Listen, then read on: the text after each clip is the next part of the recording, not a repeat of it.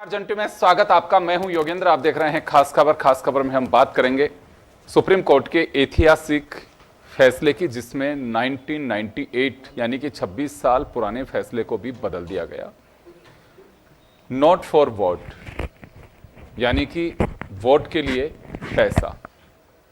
और वोट केवल ये नहीं है कि आप राज्यसभा विधानसभा चुनाव में या एमएलसी के इलेक्शन में आप अपना मताधिकार का प्रयोग कर रहे हैं, वो नहीं है। चुने हुए सांसदों के लिए विशेष अधिकार 105 और 194 जो अनुच्छेद है उसके तहत एक विशेष अधिकार दिया हुआ है। लेकिन सुप्रीम कोर्ट ने साफ कहा है कि इसका बेजा फायदा उठाने के लिए ये नहीं दिया जा सकता। यानी कि 26 साल पुराना 5 सदस्यीय संविधान पीठ के फैसले को भी अभी की 7 सदस्यीय संविधान पीठ ने बदल दिया। क्या इसके मायने हैं? मैं आपको थोड़ा सा पीछे लेके चलना चाहूँगा कि लाल बत्ती, अभी राजनीतिक दल बेशक अपना अपना दम भरते हों कि देखिए साहब हमने वीआईपी कल्चर खत्म किया। नहीं, वीआईपी कल्चर केवल और केवल सुप्रीम कोर्ट ने खत्म किया, लेकिन वो भी नहीं हुआ। आप देखते होंगे जैसे दीपावली पर लाइटें होती हैं ना, रेड ब्लू, वो आजकल एक पुलिस के उसके हिसाब से मंत्रियों की गाड़ियों पे आप देखिए एक नया प्रचलन शुरू हुआ है। पुलिस को जो बत्ती दी हुई थी वो भी नहीं, लेकिन अब आज वो सब पे गाड़ियों पे वो बत्ती लगा लेंगे, यानी कि गली निकाल ली गई है। वैसे ही इस मेहनत में भी कौन को गली निकाल ली जाएगी। खैर, मेरा सिर्फ कहना इतना सा है कि जो आचार संहिता है या आदर्श व्यवहार में लाने वाली चीजें हमारे माननीयों को अपनानी चाहिए या कहनी चाहिए या रूल्स बनाने चाहिए, वो सुप्रीम कोर्ट को दखल देकर के बनाना पड़ रहा है। हर स्तंभ की अपनी एक लिमिटेशंस हैं, लेकिन जब लगता है कि माननीय इस पर कुछ कार्रवाई नहीं कर रहे हैं तो सुप्रीम कोर्ट को दखल देना पड़ा। तो चले इसी मुद्दे पर चर्चा करने के लिए हमारे साथ बीजेपी से सुरेश गर्ग साहब हैं, कांग्रेस से हमारे साथ भरत मेघवाल जी हैं और वरिष्ठ अधिवक्ता संदीप लोहाड़िया जी हमारे साथ में। संदीप जी, क्या लगता है आपको कि वाकई राजनीतिक दलों को आगे होकर के एक आदर्श संहिता बनानी चाहिए थी खुद को कि भाई ऐसा नहीं होना चाहिए? अब इसमें अगर सरकार गिराने के लिए भी अगर कोई क्रॉस वोटिंग करता है तो कायदे से वो भी उसमें आता है, राज्यसभा चुनावों के लिए भी। तो इसमें सुप्रीम कोर्ट की जो नज़ीर दी गई है उसमें वह राजनीतिक दल उसके खिलाफ केस चला सकता है, ये विशेष अधिकार से आउट कर दिया गया है। तो वाकई हम ये कह सकते हैं कि लोकतंत्र की मजबूती के लिए ये फैसला एक नज़ीर साबित होगा। बिल्कुल योगेंद्र जी, इस फैसले का मैं तो स्वागत करता हूँ।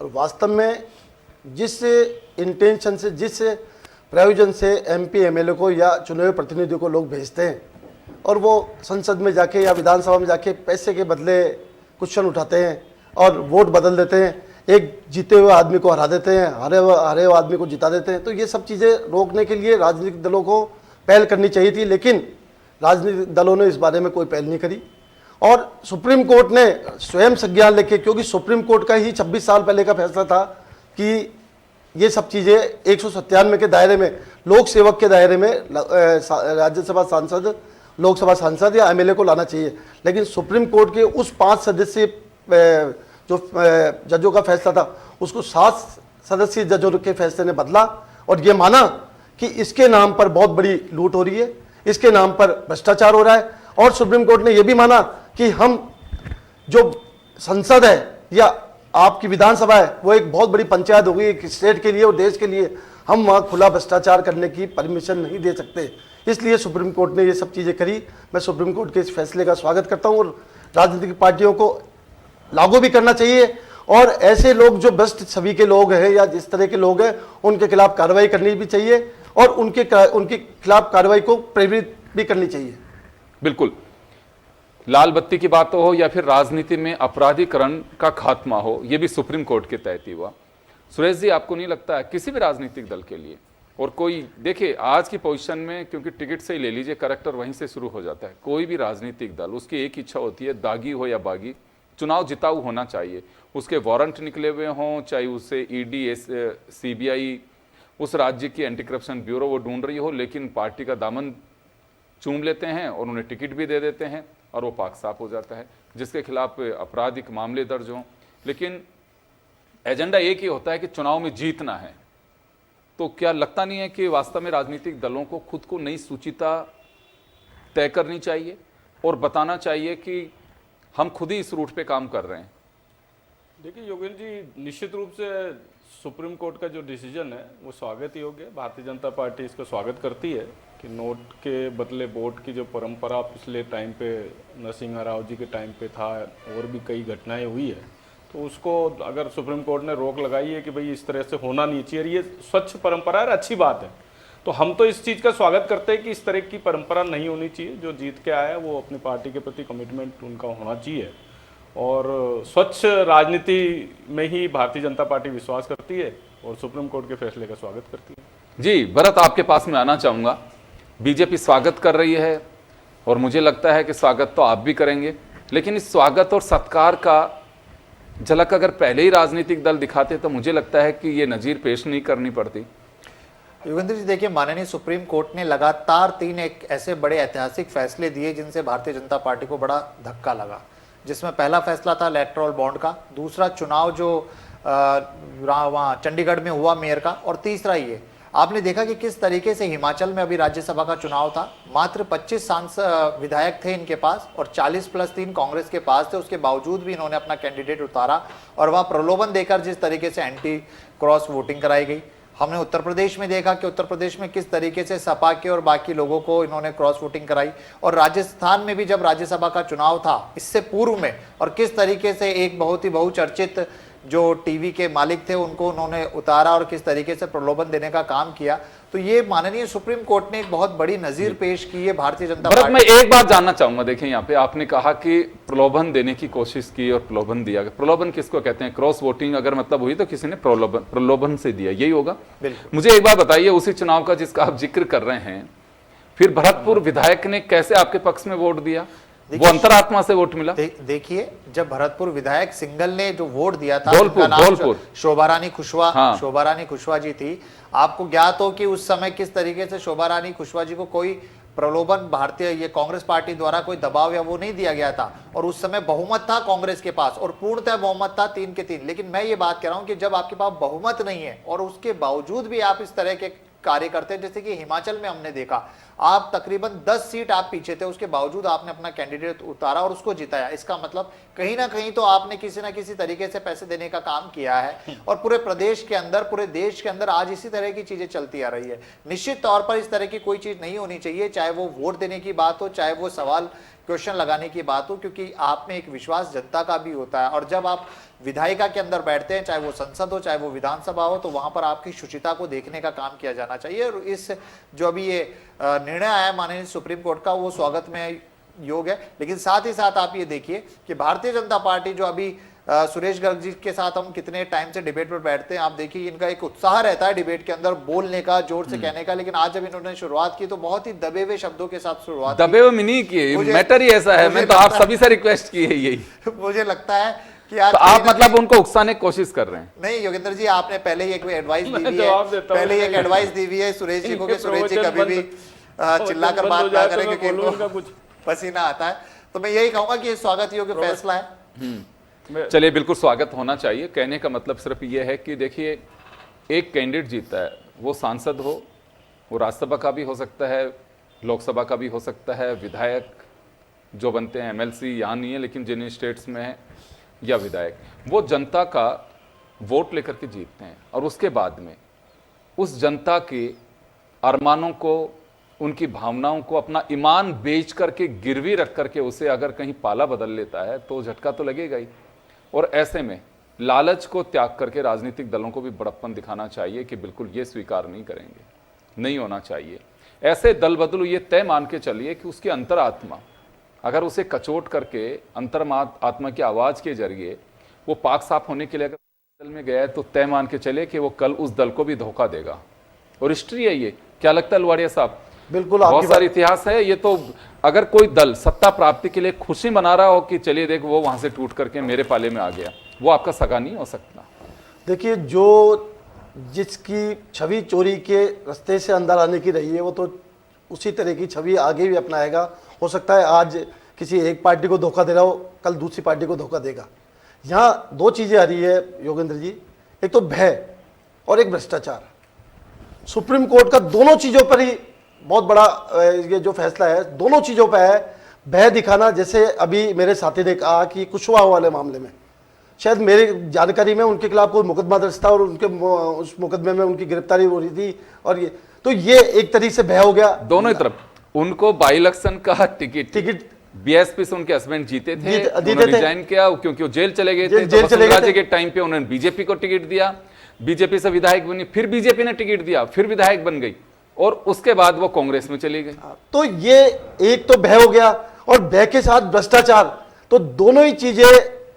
सबसे बड़ी विडंबना यह है कि इन सब चीजों को भुगतना पड़ता है केवल आम जनता को, क्योंकि आम जनता जिस विश्वास के साथ और जिस इरादे के साथ अपने आदमी को भेजती है, वो आदमी कहीं ना कहीं दो पैसे के लिए या किसी भय में या किसी भी अपने बड़े फायदे में, क्योंकि मैं मानूंगा बिना फायदे के तो राजनीतिक दल के लोग काम करते ही नहीं होंगे शायद, ऐसी जनता की मानना है और मेरी मानना है।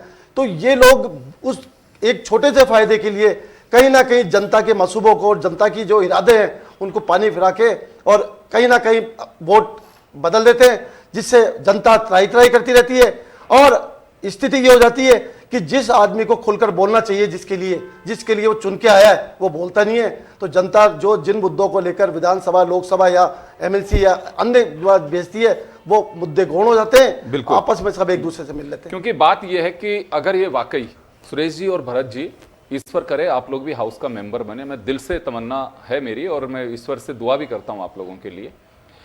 देखिए आज स्थिति यहां तक नहीं है कि क्रॉस वोटिंग करके वहां बन गई, कल को पूंजीपतियों की गिरफ्त में हमारा सिस्टम इस कदर आ जाएगा कि अगर मान लो किसी के खिलाफ कोई क्वेश्चन है या कोई डिबेट होनी है हाउस के अंदर, 20 विधायकों को हाईजैक कर सकते हैं ऐसे मामलों के अंदर कि आप तो हंगामा कर दो और वॉकआउट करा दो और हंगामा करके कैसे भी इस मुद्दे पर बहस मत होने दो। क्या करोगे? वो किसी भी पार्टी, ये बड़ा चिंता का विषय है और वाकई राजनीतिक दलों को इसमें बड़प्पन दिखाना चाहिए। सहमत की बात नहीं है कि साहब ये उनके वक्त ऐसा हुआ था, उनके वक्त ऐसा हुआ था। ये मुझे लगता है कि जब कोर्ट की नज़ीर वहां से शुरू होती है जिस दिन आपका फैसला आता है, उससे पहले के केसेस में क्या किया किसी ने, वो बात देनी होते हैं। लेकिन आगे तो हम सिस्टम को जहां अगर वाकई लगता है कि इसको दुरुस्त किया जाना चाहिए, गर्ग साहब, भरत जी, उसे तो दुरुस्त करें।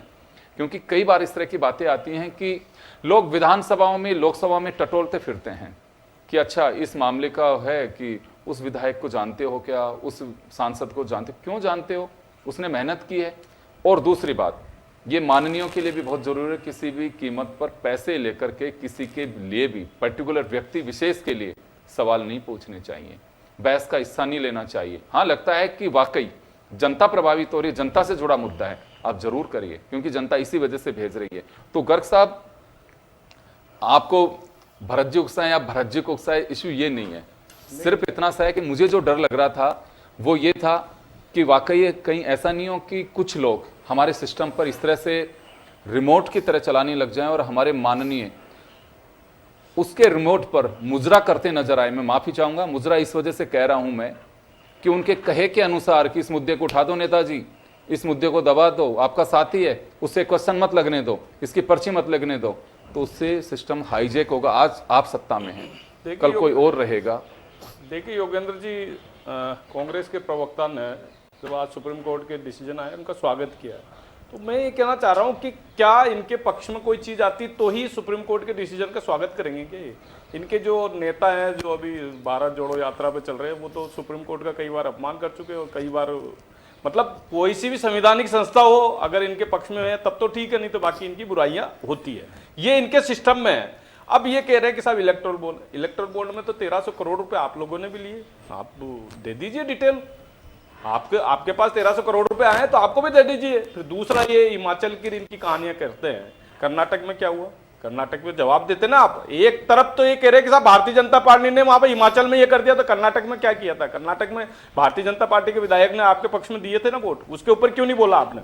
तो ये दोहरी बातें करना बंद करें, और जनता समझती है, इसीलिए से जनता ने इनको नकार चुके, पूरे हिंदुस्तान से इनको अस्तित्वहीन कर रहे हैं, इनको धीरे धीरे खत्म होते जा रहे हैं, क्योंकि ये झूठ बोलने की इनकी आदतें हैं और इस झूठ बोलने की आदतें की वजह से जनता ने इनको नकार दिया। अरे भाई इलेक्ट्रल बोर्ड आपको 1300 करोड़ रुपए को मिली है, उसके जवाब दे दीजिए। कर्नाटक में आपने क्या स्थिति की, उसके ऊपर जवाब दे दीजिए।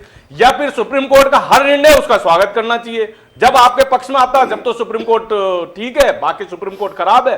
अगर आपके इलेक्शन कमीशन आपके फेवर में डिसीजन देता है तब तो ठीक है, नहीं तो इलेक्शन कमीशन खराब है, सीबीआई खराब है, ईडी खराब है। जो चीज है वो अगर इनके पक्ष में नहीं है तो वो खराब है। तो ये परिपाटी आपको बंद करनी चाहिए। तो मैं कह रहा हूं कि आज सुप्रीम कोर्ट ने अगर मान लो ये डिसीजन दिया है तो ये स्वागत ही हो गया। तो इस तरह का अगर सुप्रीम कोर्ट और भी कोई डिसीजन देता तो उसका भी आपको स्वागत करना चाहिए। मेरे ख्याल में सभी को स्वागत करना चाहिए। भरत जी अब तो ठीक हो, अब तो सही लय में आ रहे हैं गर्ग साहब। गर्ग साहब को थोड़ा सा क्लियर करना चाहता हूं, आप इलेक्ट्रल बॉन्ड की बात कर रहे थे। सीबीआई ने सुप्रीम कोर्ट से 30 जून का समय मांगा और कांग्रेस ने उसके विरोध में आज पीसी भी करी। सुप्रिया श्रीनाथ जी ने उन्होंने कहा कि क्यों एसबीआई को जब सारी चीजें डिजिटली थी हम तो ये कह रहे हैं कि भाई आपने जो 1345 करोड़ जो मिले उसका हिसाब दे दो आप। एसबीआई हम तो ये कह रहे हैं 1345 करोड़ रुपए आपको मिले उसका हिसाब दे दो। 30 जून तक का समय मांग रही है एसबीआई के पास तो सारा वो एसबीआई का काम है ना। आप तो आपकी पार्टी बोले हम तो 5 साल है, हमने तो किसी से लिया वो दे दो ना। वो एसबीआई का मैटर है। पहला झूठ तो भारतीय जनता पार्टी का यही सामने आ जाता है जब एसबीआई वहां पे समय मांग रही है और हम पीसी करके कह रहे हैं कि वहां पर करिए। वही बात आ गई, यही आती है योगेंद्र जी कि किस तरीके से भ्रष्टाचार के सामने भ्रष्टाचार को किस तरीके से आगे करने का काम भारतीय जनता पार्टी कर रही है। अभी किस तरीके से सुरेश जी अपनी बातों से मुकर रहे हैं, अब किस तरीके से हड़बड़ा रहे सुरेश जी, जब सुरेश जी को पता चला कि एसबीआई तक का समय मांग रही है। और दूसरी चीज मैं ये कहना चाहता हूँ, एक आम चीज योगेंद्र जी, वैसे इलेक्ट्रल बॉन्ड की जो आप लोग दोनों ही बात कर रहे हो कि कांग्रेस को बताना चाहिए, आप करो बीजेपी बताओ, मैं तो कहता हूं एसबीआई को बता देना चाहिए। 30 जून तक का समय है तो कोई दिक्कत नहीं, मेरे ख्याल 30 बता भी जून का देगी समय मांग रही है एसबीआई खैर चलिए, कोर्ट से। लेकिन मुद्दा ये नहीं है अपना, मुद्दे पे लौटे। योगेंद्र जी, जैसे आज बड़ी चर्चा भी चल रही है किसी की एक प्री वेडिंग की। आप देखिए 74 करोड़ में सिर्फ एक डांस कराया जाता है और कितने कितने बड़े सेलिब्रिटीज को वहां पर बुला के लाखों करोड़ों रुपए में इस तरह का काम किया जाता है। उससे इस फैसले का क्या मतलब मुझे बताइए। यही मैं ये बात कहना चाह रहा हूं कि आपने कहा कि आज पूंजीपति इस तरह से हावी है। आप देखिए जब करोड़ों अरबों रुपए, मैं ये नहीं कहा, मैंने भरत जी ये कहा कि मुझे जो डर है कि भविष्य में ऐसा नहीं करने लग जाए। मैं पर्टिकुलर किसी के ऊपर लेकर नहीं जा रहा, लेकिन मैं कह रहा हूं कि आज क्या होता है इस देश के अंदर डिसीजन मेकिंग या पॉलिसी मेकिंग जब की जाती है किसी भी, चाहे टैक्सेशन से लेकर हो, चाहे टेंडर से लेकर हो या किसी भी लेकर, आज आप देखिए पूंजीपति इतने बड़े पूंजीपति हो चुके हैं कि वो पैसे के दम पर किसी को भी खरीद सकते हैं, किसी को भी इन्फ्लुएंस कर सकते हैं। तो आज जो सुप्रीम कोर्ट का डिसीजन जो कल आया माननीय सुप्रीम कोर्ट का, वो बिल्कुल ये सार्थक है और इसमें भ्रष्टाचार के खरीदने वाले जो ग्राहक उनके लिए मंडी लगने ही क्यों देते हो? भ्रष्टाचार, क्योंकि अब ये कानून बन गया। तो यही इससे पहले ये था कि संसद के अंदर दिया गया बयान या संसद के अंदर की गई कोई भी कार्रवाई कानून के अधीन नहीं आती थी, लेकिन अब अगर संसद के अधीन भी आप वोट देते हैं, सवाल पूछते हैं या कोई भी ऐसा कृत्य करते हैं जो कि जनता के विश्वास के खिलाफ जाता है, उसको भ्रष्टाचार के अधीन लेकर उस पर कानूनी कार्रवाई की जा सकती है, उसको अपराधी सिद्ध किया जा सकता है। इसलिए इसको सार्थक माना जा रहा है कि इनडायरेक्ट वे में आप देखिए कि वो इन्फ्लुएंस नहीं होगा, चाहे वो सांसद हो, चाहे वो विधायक हो, चाहे वो एमएलसी का मेंबर हो या कोई भी ऐसा व्यक्ति हो। तो इसलिए सुप्रीम कोर्ट का जो डिसीजन है उसे कांग्रेस पार्टी भी स्वागत योग करती है और मैं आशा करता हूं कि भारतीय जनता पार्टी भी उसको उस हिसाब से ले, किसी तरह का इस तरह की बातें ना करे, बयानबाजी ना करें। नहीं, वो तो स्वागत करने, प्रधानमंत्री ने कल ही स्वागत कर दिया था उसका। महिमा मात्रा वो जो टीएमसी की थी उसके लिए बता दो कि आप उसका विरोध कर रहे हो, क्या है उसने जेपीसी जो की किया मांग था, को आपने विरोध किया ही नहीं उसका। जेपीसी की मांग उस संसद में जेपीसी की भी मांग हुई, उसी संसद के अंदर देश में पहली बार 141 से ज्यादा सांसदों को 141 से ज्यादा सांसदों को निलंबित किया गया। यूज हो रही है, आपने उसके बारे में कुछ बोला कि उसी चीज में माननीय सुप्रीम कोर्ट ने ये भी कहा कि संसद के अंदर आपने लोकसभा के अंदर संसद के अंदर 141 से ज्यादा सांसदों को निलंबित किया गया। हमने देखा 141 सांसदों को निलंबित किया गया। उसी संसद में जेपीसी की मांग उठाई गई थी, लेकिन जेपीसी की मांग को खारिज किया गया। उसी संसद में माननीय प्रधानमंत्री जी को बोलने के लिए अविश्वास प्रस्ताव लाना पड़ा था कि प्रधानमंत्री जी कुछ तो बोले।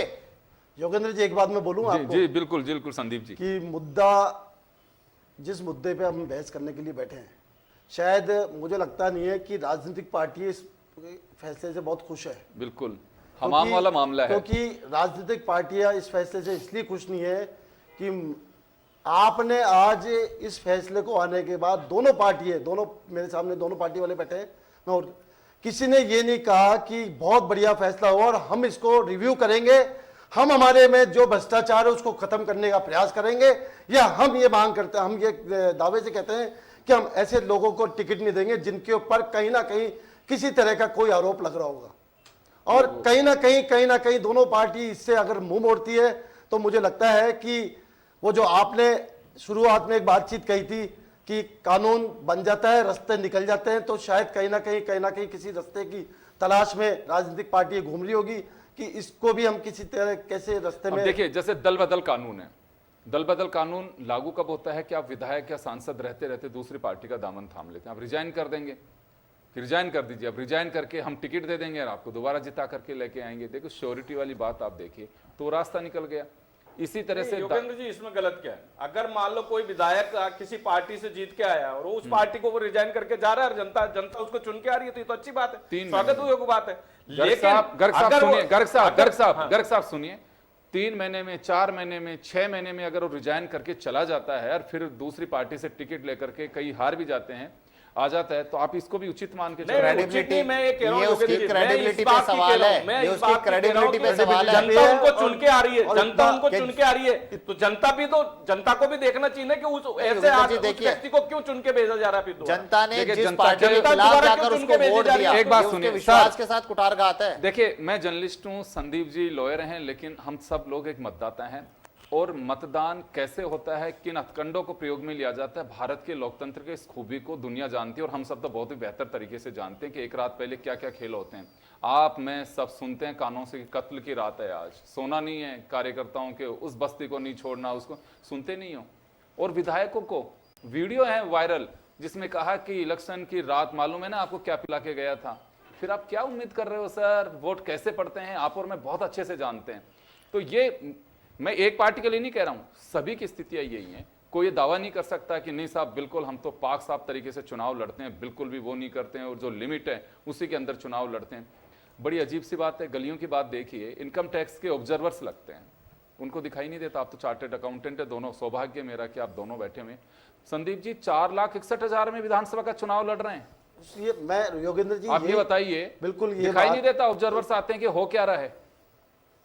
सही बोल रहे हैं आप, बिल्कुल। वो अच्छा, ये सब चीजें सबको पता है, हर आदमी की नॉलेज में सब चीजें, लेकिन बस जो चीज चल रही है उसको चलने दे रहे हैं, और उस चीज को परिवर्तित, क्योंकि वो चीज अगर परिवर्तित होती है तो निसंदेही समाज में एक बहुत बड़ा बदलाव आता है। इसलिए क्या है, लोग इसको बदलने की भूमिका में आना ही नहीं चाहते, और कहीं ना कहीं इसके रास्ते गली निकाल लेते हैं।